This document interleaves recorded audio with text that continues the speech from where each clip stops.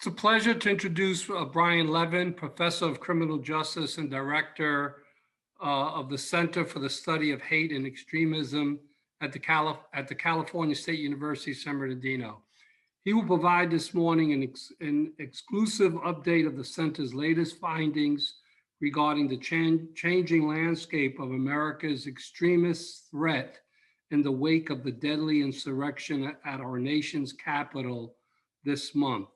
Professor Levin and his colleagues at the center have achieved widespread acclaim for uniquely combining historic social science data with contemporary fact analysis to provide insight on emerging trends affecting a broad range of threats from hate crime to mass terrorism.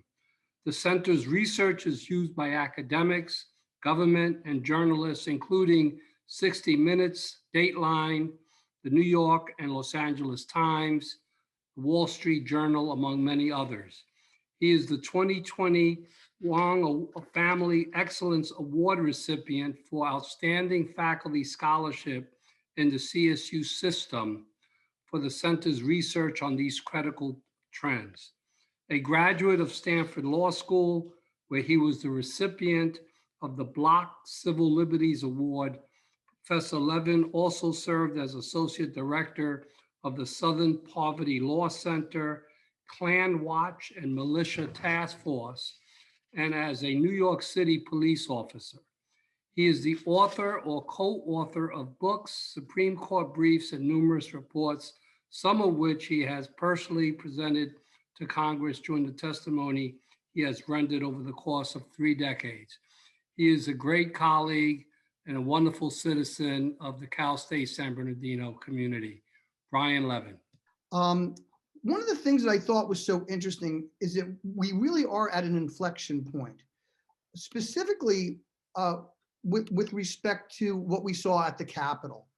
We're now in, if we could just go a little bit away from the data and look at some of the trends with regard to socio-political movements, we are unfortunately experiencing an insurgency. And this has occurred because of at least three things.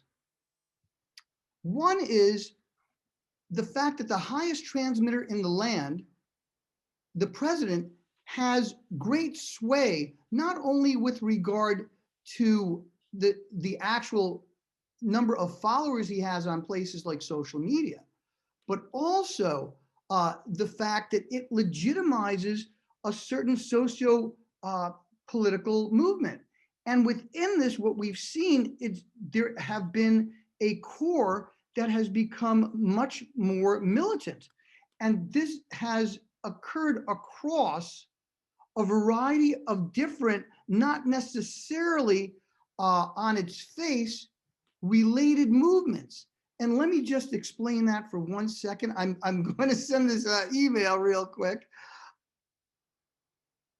One place that I think this started most recently was the Liberate movement, which took place in April. On April 17th, the President of the United States tweeted Liberate Michigan and directed some invective over to various governors and institutions. Unfortunately, that weekend, we started counting this stuff and we put out a conflict advisory. And we started seeing, for instance, 20 and then 56. And it just kept increasing. So we actually had to stop counting because it got so large. A friend of ours, Devin Burkhardt, who runs an anti-racism institute, did keep counting. How many people do you think ended up joining this Liberate movement on Facebook by the time it ended? I'm curious if people just want to put in the chat section for a second, how many people they think ended up in all these different Liberate groups by the time it was taken off of Facebook. I'd be interested in seeing what our audience says with regard to how big they think it got. Now, this is just people that joined the the Liberate movement on Facebook, not necessarily everybody who joined the Liberate movement in other ways. So let me just see what kind of numbers we have. 5,000. We have 1 million, 1,200,000, 500,000, 20,000. Keep them coming. Keep them coming. You're all low. Isn't that something? Now while you're doing that, hold on. I'm going to try and exercise some leisure domain and send you the PowerPoint I meant to have. But I was going to have this part of the discussion later. But I'm curious. I would love to. I would love to see what folks think it ended up being.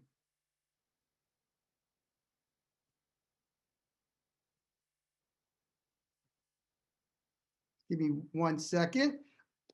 Hold on. What's the highest one we have here? I think we're up to a 70 million guess. No, not quite that big. 3 million. Wow. And that's just on Facebook, and that was just with regard to these COVID restrictions. The interesting thing, though, that I'm concerned about is that what this movement did was provide a relatively amorphous entry funnel for those who had grievance in general. And one of the things that we saw with respect to, and mail just got sent, one of the things that we saw with respect to this, that it was started that week, that Friday the 17th, it had this rollout on Twitter, then it was on television, and there were already these paid groupings by the evening that were done by political operatives. But what was so fascinating is that we ended up seeing a variety of people with a whole bunch of grievances enter into this. So initially, it was folks who were concerned about, hey, what do these restrictions mean? And are they fair? And what do we know about this illness? And there were still a lot of questions, obviously, and there were certainly people of goodwill. But there were others that were highly rattled, angry, and who else came in? It became an elastic reservoir that grew to 3 million people. So that was something. And who entered into that mix? Anti-vaccination people. Who else? We saw QAnon people. We also saw militant supporters of the president, as well as people who were about insurrection. And among them were what we call Second Amendment insurrectionists. So that's where we started in April. Doesn't mean we didn't have things beforehand, but that really caused a coalesced socio-political movement that by the time it was cut off Facebook was in the millions and kind of had a life of its own. We also saw other movements germinate on Facebook, the Civil Guard, this kind of militia type outfit. And in fact, Kyle Rittenhouse found out about going into Kenosha from that there was an actual civil guard that existed there. So the role of social media has been a big deal. Additionally, the president's role in that and that feedback loop that includes pundits, some of whom are extreme and frankly don't subscribe to facts, and some others. Did you end up getting the email yet? I haven't, no. Oh, all right.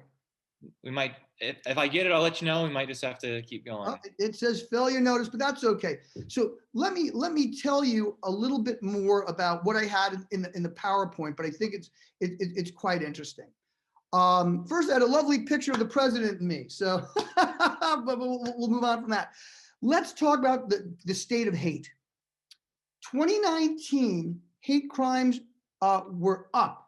It was the third consecutive year of 7,000 or more hate crimes. California, we had a slight decrease, but we were still well over 1,000. What else were some of the things that we found over the recent past?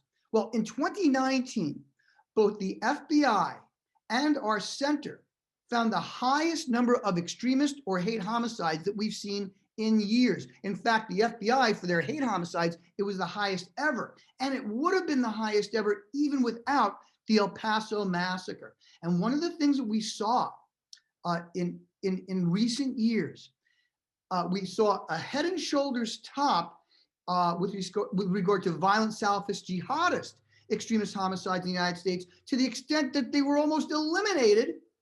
And we saw a concomitant rise in white supremacist far right. And we warned Congress about this. We spoke about it in the New York Times. We went before the state legislatures and we spoke about this with federal and state law enforcement.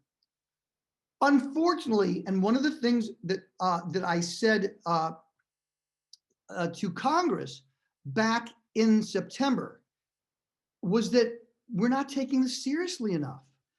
And I particularly pointed to something that we were very concerned about.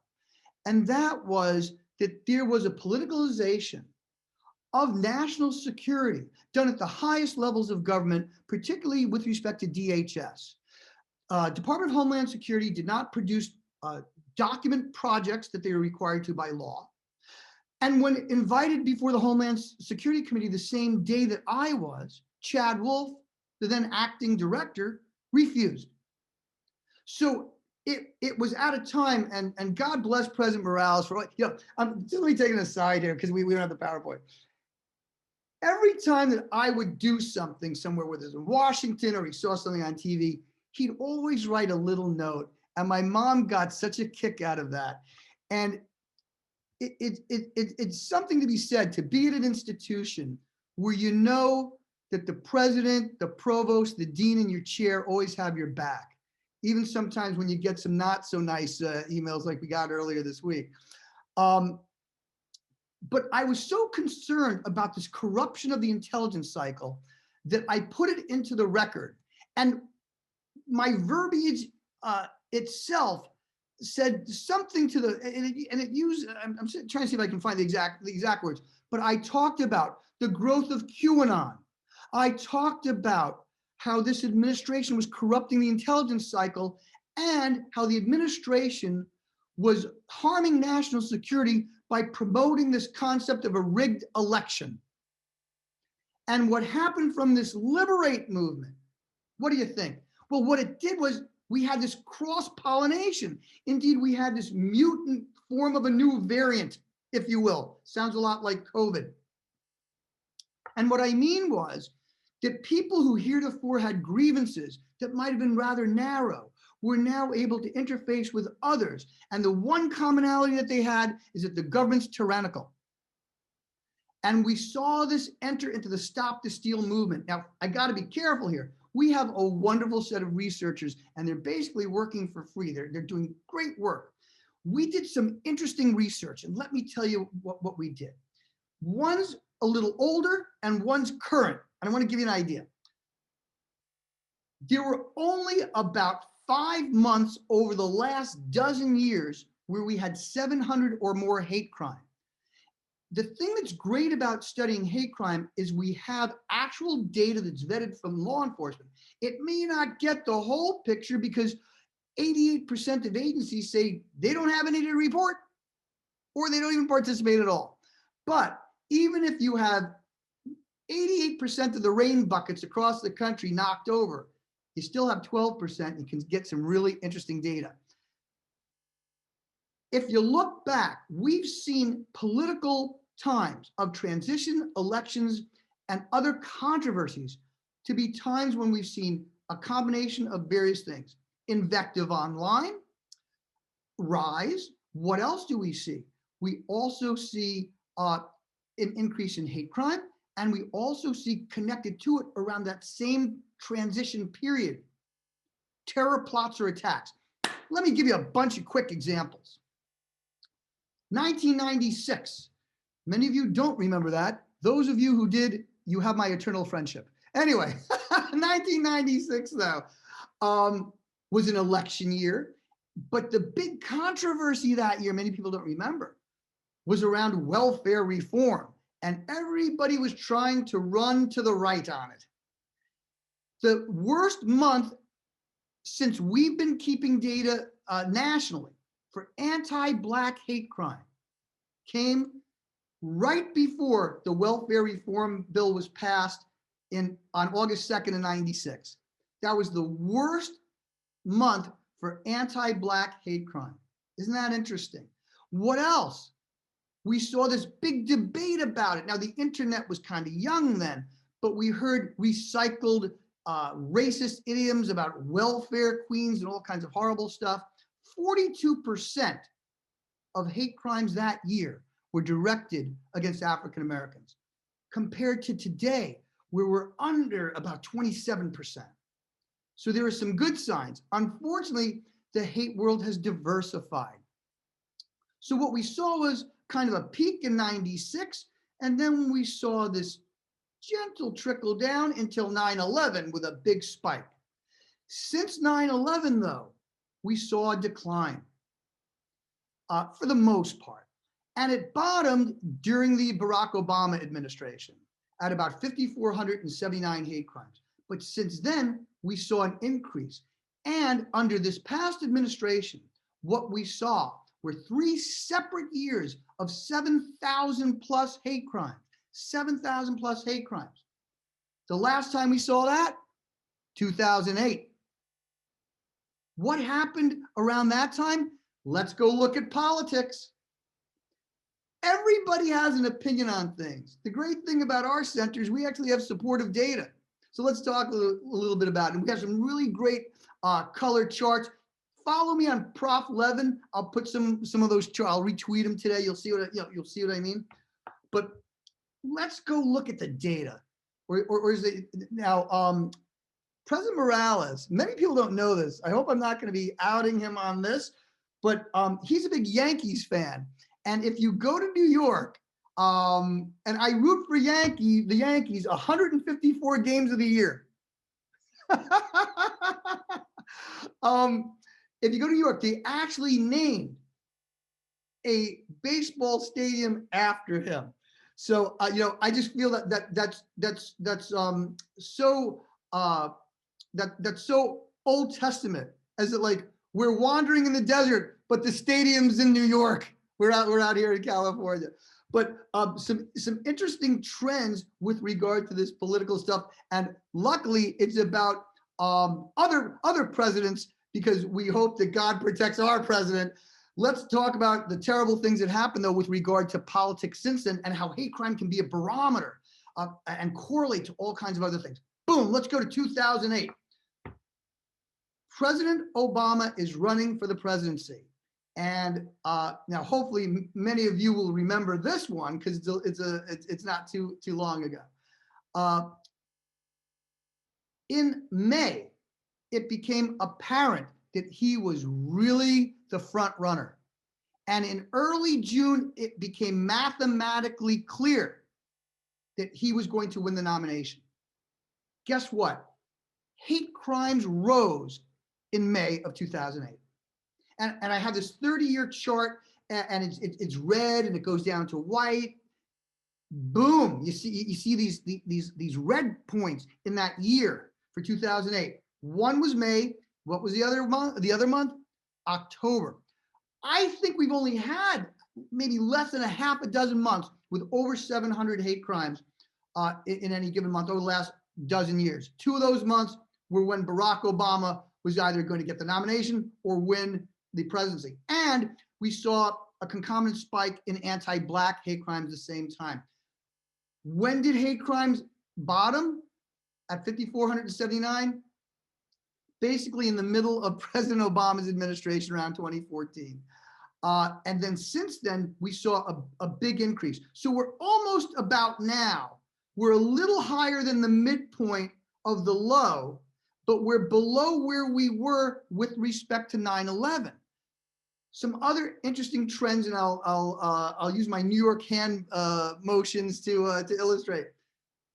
The worst month that we saw for hate crime over the last decade, at least through the beginning of 2019, was November of 2016, election month. But when did the hate crimes go up? They went up after the election. Let's look back at 2008. We saw this crescendo as candidate Obama looked like he was going to take the nomination and looked like he was going to take the presidency. But what else did we see? He was getting, according to my friend Dr. Errol Southers at USC, he was getting almost 4 times as many daily threats as his predecessor. At the time these hate crimes are going up, what else did we see? Horrible invective about him online, all kinds of terrible things. So we see this triumvirate of internet chatter, hate crime, and actual terror attacks or plots. November 2016, talked about it, worst month for hate crime. Remember, another month of over 700. We saw 2, remember, back in 2008. So people say politics has no effect on this. Well, there's a strong correlation.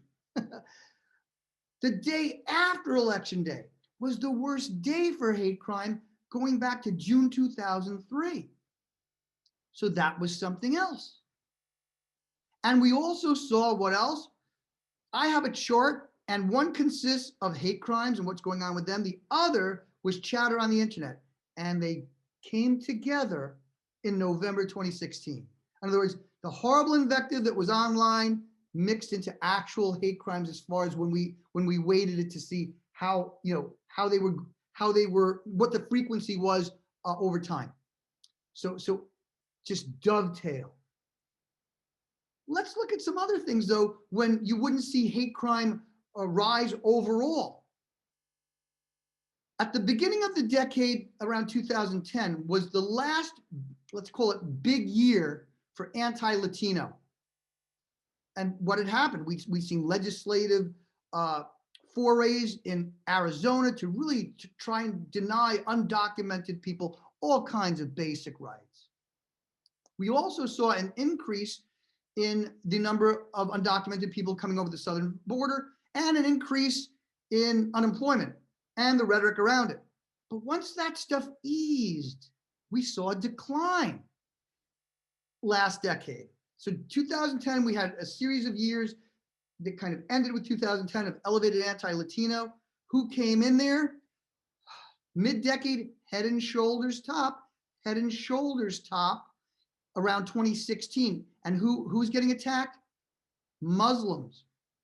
Not that we weren't having Jews as the number 1 target for religion and blacks as the number 1 target for race, but there's this carousel of who else was in the playoffs, if you will.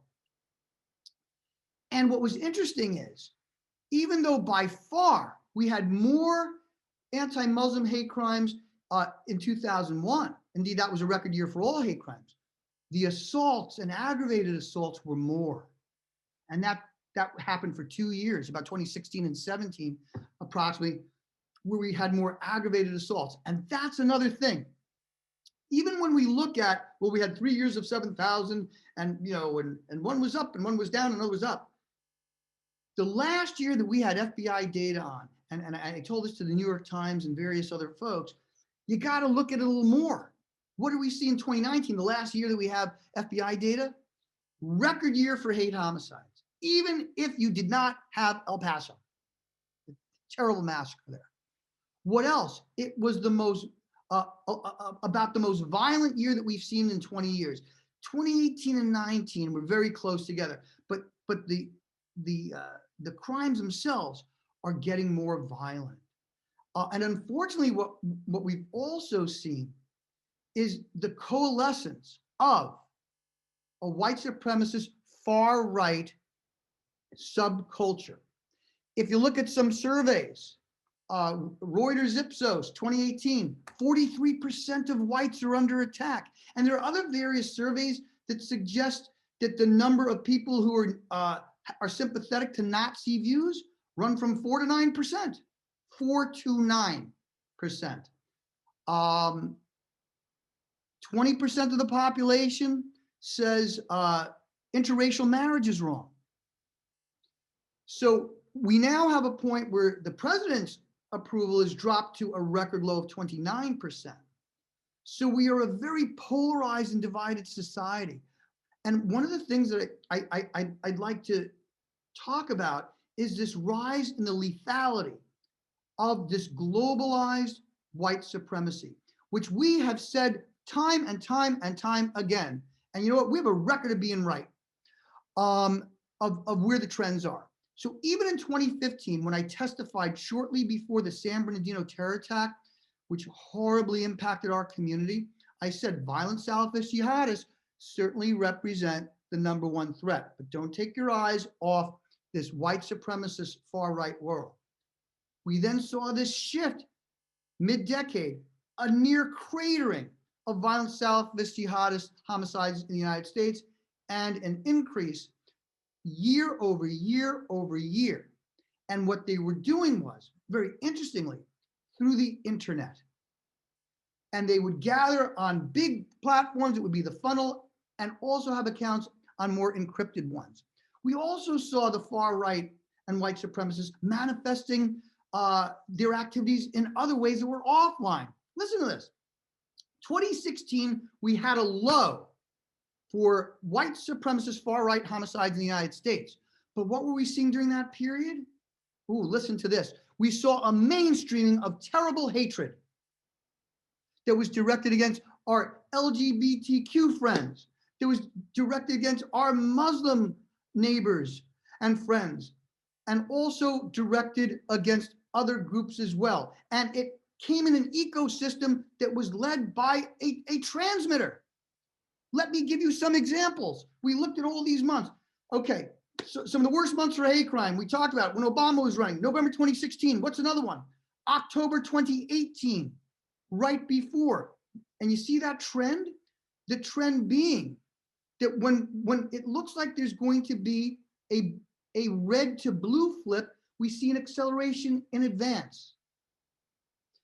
So the second worst month for hate crime, last decade, October 2018, before some conflictual midterm elections. And what did we see just days before that? The Tree of Life massacre. We also saw invective online. Indeed, the killer who committed the worst act of terrorism against Jews in the United States went on Gab and said, you know, I can't take this anymore, I'm going in. And he was upset that there were caravans of Latinos coming into the country, and Jewish organizations like Hebrew Immigrant Aid Society were aiding them. So when you have hate, it doesn't operate in little slots and categories. It is part of a villainy that goes across a subculture. And the problem is, listen to this, that before we had those massacres, what were we seeing when we didn't see the massacres? We saw violence at rallies and demonstrations. Sound familiar? We had double the number in California of violent public demonstrations in California, 2016 into 17, than before. We saw it in the 2.5 years leading just into and after Charlottesville. We had more large, very large, white supremacist, white nationalist, or far-right public demonstrations, not in the woods somewhere, in those 2.5 years leading just into and after Charlottesville than the previous 10 to 15 years combined. So they weren't killing at that point. They were dressed in their best khakis and tiki torches, but they were in your face and they were having targeted attacks against so-called hard left and Antifa. So what I'm saying to you is, as we've had this increase in hate crimes, we had this increase in violence, but we've also seen this increase in directed attacks and shifts in tactics. Once they stopped marching after Charlottesville, we saw a leaner and meaner type of thing where we saw cells of the kind we saw in Michigan, but also loners like the El Paso assailant who would put up a manifesto and join a group that doesn't terrestrially exist. It exists chronologically. What do I mean? 2011, a terrorist in Norway, Anders Breivik, killed almost 80 people, including young people at a retreat who were progressives. And he has been a model for other racist, xenophobic, Islamophobic, and anti-Semitic killers ever since. So we have this two-tier threat that we're in now. One is this threat of kind of these organized kind of things that we're seeing when these groups knock heads, right? When the alt-right and all these other people. And who did we see, by the way, at the Capitol? We saw the Kekistan flag, which is part of the horrible racist alt-right movement that bubbled up a few years ago. We also saw 3%ers, Proud Boys, and others, neo-Confederates. So we had a mixture of people. Not everyone who obviously went to that rally in general is a bigot, but these bigots know how to use wedge issues and conflict as a way to ensconce themselves into movements. And that's what the Liberate movement did. And social media was compliant, and a president who made statements that amped people up was compliant. Some of the charts that I would show you, listen to this. We talked about the worst months. The third worst month for hate crime was August 2017, Charlottesville. And if you looked at a chart that month, Charlottesville, it goes up, and then it kind of hangs out. And then the president says, very fine people, and it goes up again. So we saw it after his verbiage, which is condemnable, obviously. But I'll leave it to the pastors to do a better job at that than me. But what I want to do is take our data. Horribly, horrifically condemnable. Yeah, we'll just put that out there. Thank you so much. We saw it time and time again. So the worst days for hate crime, the month of the Charlottesville attack, were actually the 6 days of and after the very fine people statement. Let's go back to the attack on our community in San Bernardino. I'd show you a chart that showed there'd be a bump up in response to the attack nationally and horrendous anti-Muslim hate crimes. But you know what else we saw? After he made his Muslim ban proposal, that vile proposal, which the first day of the Biden administration will be overturned, that vile first attempt, which was rolled out on social media and then glorified on live national coverage that lasted over an hour, where Muslims were vilified and their faith was vilified. Well, you know what we had happen? Hate crimes went up another 23% against Muslims, above the spike that we saw following the terror attack. We know that words matter. When President George W. Bush, 6 days after 9/11, spoke at the Islamic Center of DC, hate crimes dropped precipitously the next day and dropped again the next year. We had 481 anti-Muslim hate crimes in 2001, and the worst months were September and October. The next year, we were down just in the 100s. So words and assaults went down as well. So words matter. And what I am so blessed to do today, to appear with you, is to combine what Martin Luther King said about education. He said how there's a lot of thinking about technical things, but it doesn't make a difference in the world. And he talked about the combination of intelligence and character resulting in wisdom. And on this day where we have such a divisive electorate, and on a day that we honor the best that America and Christianity has to offer the world, isn't that something? When you think about it, if you look at the letter from George Washington to the Thoreau Synagogue, we give to bigotry no sanction, to prejudice no existence. And the wonderful thing that our center gets to do is we interface with churches, we interface with public policy professionals, because information is power. And if we're living at a time where African Americans are 2 to 3 times more likely to die or be hospitalized of COVID, or if our LGBTQ brothers and sisters are discriminated against with regard to employment, data provides us the opportunity to say, you can't sweep this under the rug. So the question is not what the data shows, because I have reams of it, and we'll put some of this stuff up. I suggest you go to our center's website, look at our latest almanac. But it's not the data, it's how do we move people to make change. Here are some things that we're looking to do in the next year. And I'll close with that. Because Dr. King talked about the evil complicity of silence. Let's roll up our sleeves. So what are some of the things that we've been working on, are going to continue to work on? Let's get that George Floyd Justice and Policing Act passed. We need a national registry of problem officers, and we need to eliminate by law the use of chokeholds in the United States, among other things. What's another thing that we're working on? The Jabara Heyer Hate Crime Act. Did you know that Heather Heyer's death at Charlottesville was not enumerated in the hate crime statistics? Neither was Mr. Jabara, who was a Christian Arab who was murdered by a bigot neighbor. Isn't that something? You know, I went to speak to the diocese here in San Bernardino some years ago, and some folks apparently became upset of an essay that I wrote for the Huffington Post, which analyzes Supreme Court arguments. We were and are proud to have been a signatory onto the amicus brief guaranteeing marriage equality for all God's children in the United States. But some people were upset, and they tried to boycott my appearance at the church. And I remember Sister Chile said, "Oh, this is terrible. What's going to happen?" And I said, "I'll tell you what's going to happen. When you start with a faith community, whether it's Jewish, Christian, or Muslim, the concept of love thy neighbor."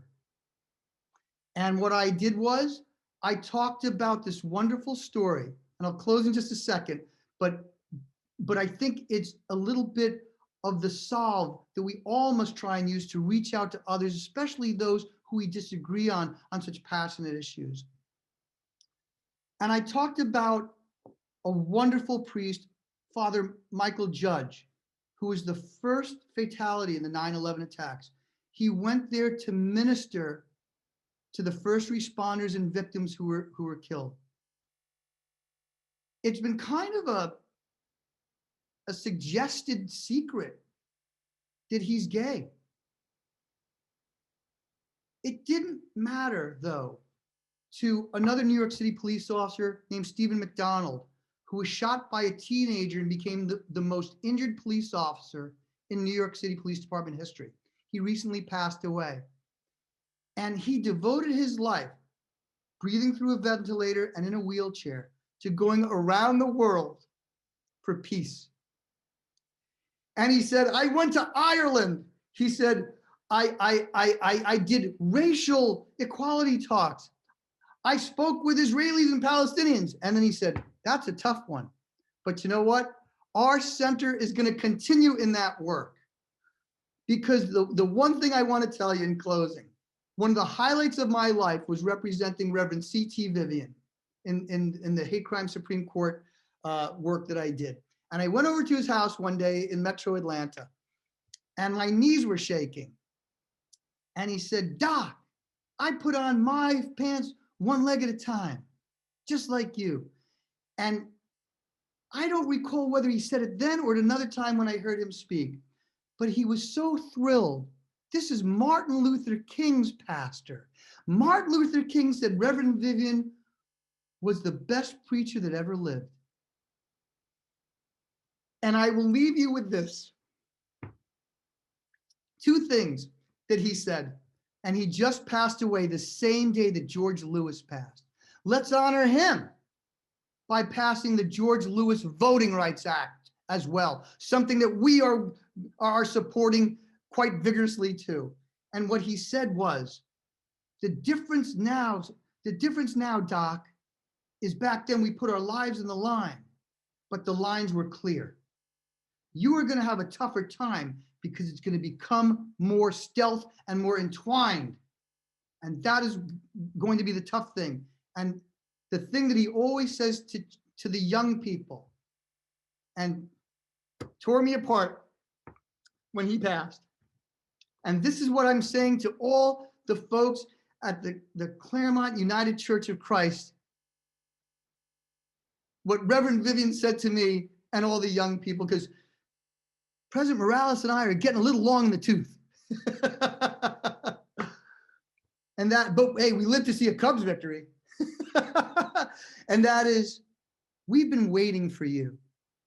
That's how he introduces himself. And it was not as some icon, some legend of the civil rights world, but passing the baton. So all those Black Lives Matter protesters, all those people at United Church of Christ, I had a beautiful piece of artwork that I was going to open with when we had the PowerPoint, but it said, all welcome here, all faiths, all sizes, all loves, all abilities. I stand with you, United Church of Christ of Claremont. It is so important the work you do to take the work of making God's children live the equal world that they are entitled to. And let me just say, as Bobby Kennedy said, the day that Martin Luther King was assassinated, the night that Martin Luther King was assassinated, and there was no unrest in Indianapolis where he canceled his event, he said,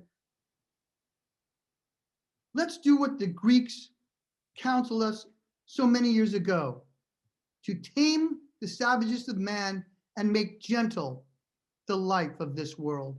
Thank you so much, Claremont Church of Christ, who every day does this kind of stuff. I stand with you. I love you anytime. Thank you for tolerating me without the wonderful artwork that we had, but we'll get it to you. Great, Oh, Brian, thank you. I'm going to turn it over to Pastor Jacob and let him drive the Q&A. Oh, love you. Let me tell you something. He's the real deal. You know, we're both New Yorkers. We're sometimes a little blunt, but I'm sorry. I got to tell you this. Anytime that there was something in our community that needed a person of leadership to speak out against it, same darn day, and not without a lot of fanfare, not with a lot of jockeying. That's the kind of leadership we need, not just in churches and universities, but from the head of the United States as well. amen.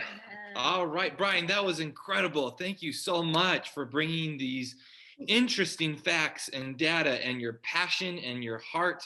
You are in the right place. We can We'll all give you say that PowerPoint. You can put it up on the church's website. We will do that. We will definitely share that in the email as soon as you can get it to us.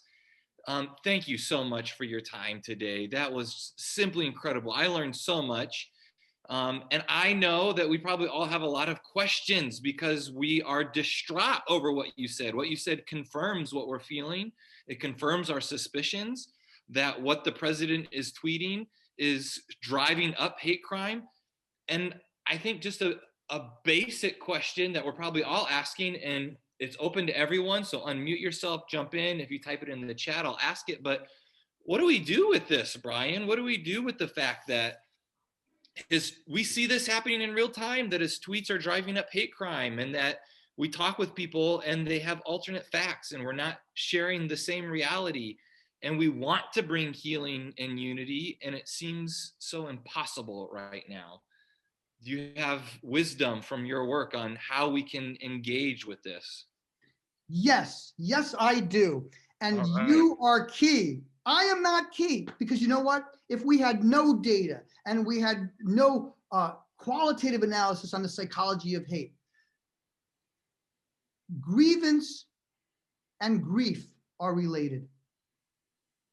There's such a special place, and I got to be careful here, because as a Civil Liberties Award guy in law school, there is a separation of church and state, and rightly so. However, that doesn't mean there's a moral separation, because there's a civic morality and there's a faith morality, and they join. And that's why with the PowerPoint, I kind of started out with some quotes. Proclaim liberty throughout the land, from Leviticus, is inscribed on the Liberty Bell. Every church bell should ring, welcoming those who may disagree with them. And I think one of the things that is unfortunate, and we see it a little bit on the left, there is understandable and justifiable anger. And I saw some books saying, hey, it's okay to punch a Nazi. The extremists The violent people, they might have the loudest word, but they don't have the last word. And what we need to do is not proselytize necessarily for faith anymore. Jews don't, but proselytize for values. What are the shared values that hold us together? Religious freedom, academic inquiry. There was one chart that I was going to show. It showed all the institutions, academia, church, media, medicine. When we have distrust in the communal institutions that hold us together, it creates these wedges that these evil Proud Boys, these bigots, these homophobes, these Islamophobes. But here's the thing.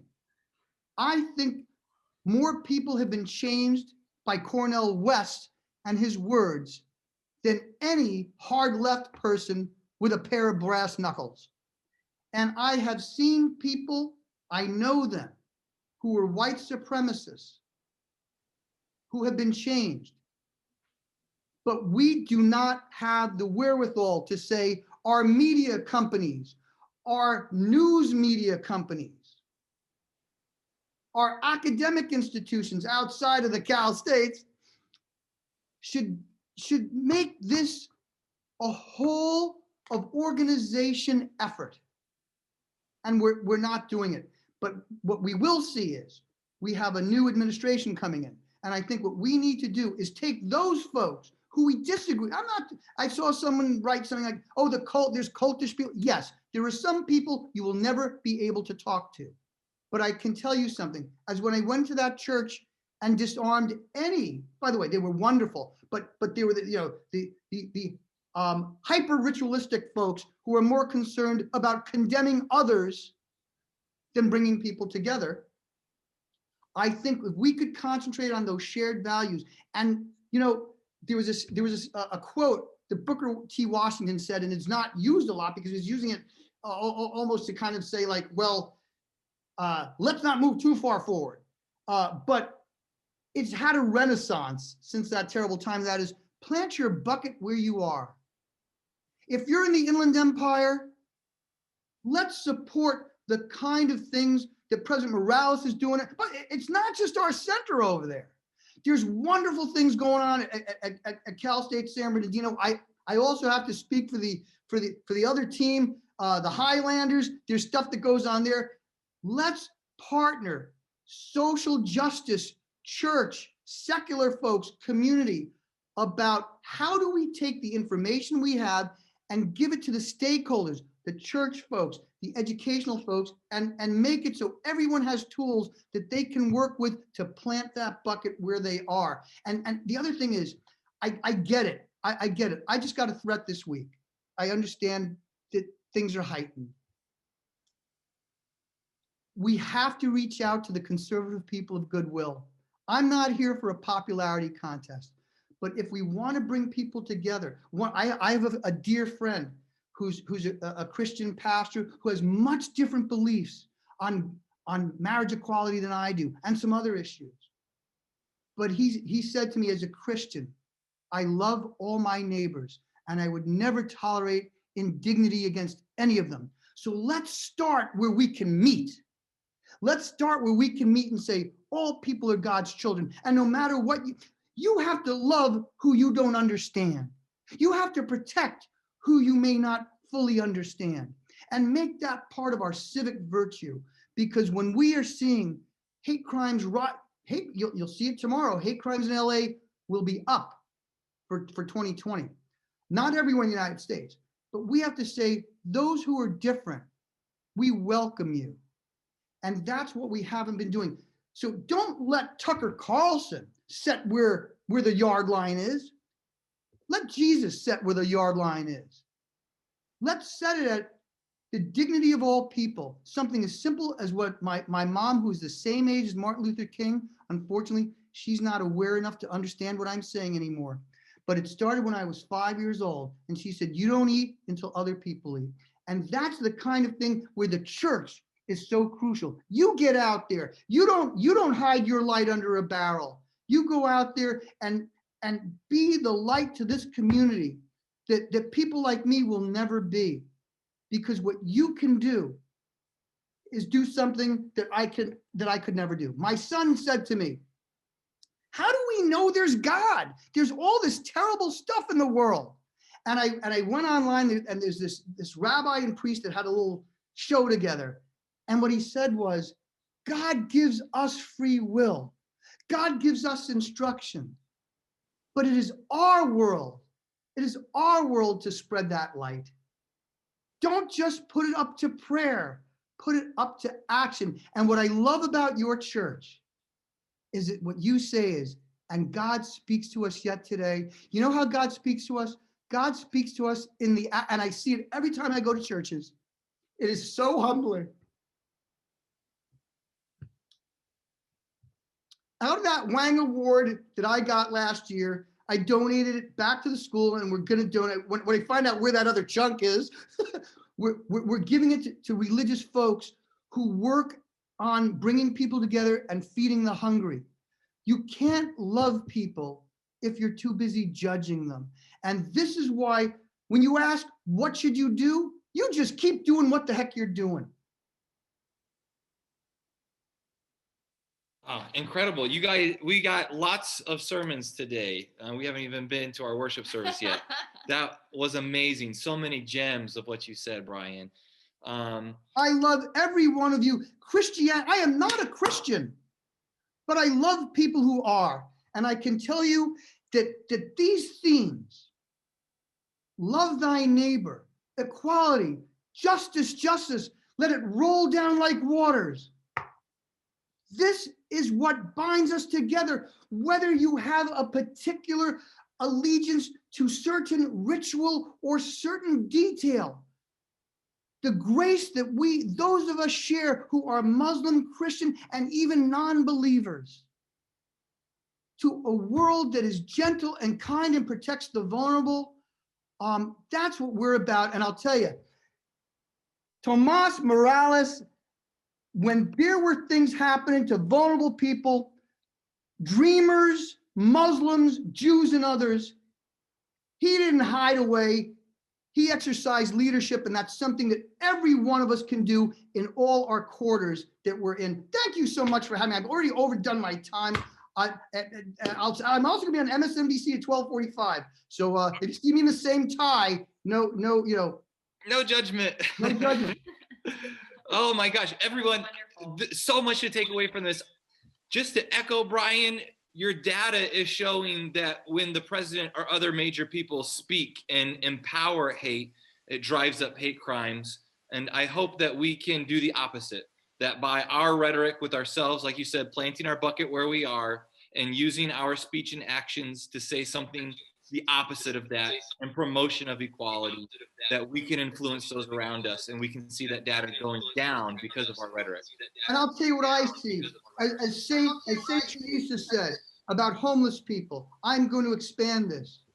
All of you are Jesus in disguise.